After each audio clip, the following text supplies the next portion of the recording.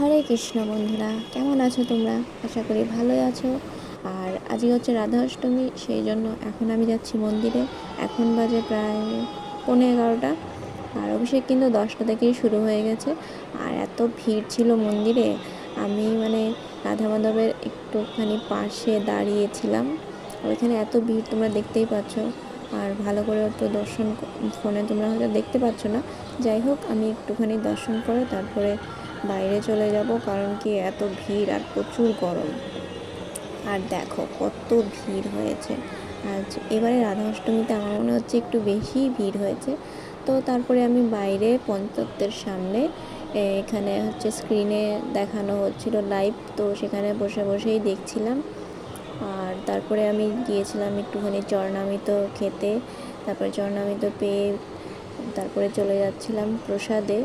আর আজকে কিন্তু প্রসাদটা দারুণ হয়েছিল, আমার তো খেয়ে খুবই ভালো লেগেছে।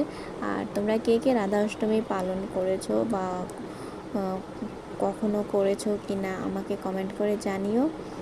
আর তোমাদের ভিডিও আমার কেমন লাগলো সেটাও জানাবে। আর ভালো লাগলে আমার চ্যানেলটাকে কিন্তু সাবস্ক্রাইব করে যেতে একদমই ভুলবে না।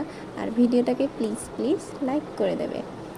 আর এখানে প্রসাদে ছিল, প্রথমে দিয়েছিল অন্ন, তারপরে একটা পকোড়া, তারপরে ডাল, মিক্স সবজি, তারপরে হচ্ছে লাস্টে মিষ্টি আর চাটনিও ছিল, কিন্তু আমি সেটা খাইনি যেহেতু উপোস করেছিলাম। তো ওই জন্য ভয়েই খাইনি, একটু কমই খেয়েছিলাম আমি। আর প্রসাদটা কিন্তু আজকে দারুণ হয়েছিল।